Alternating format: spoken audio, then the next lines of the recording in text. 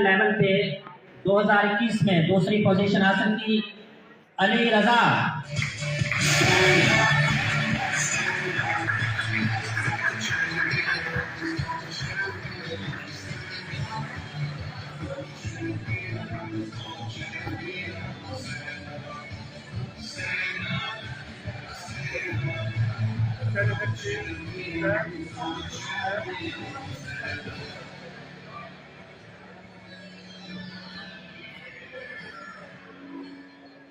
Hasham Ahmad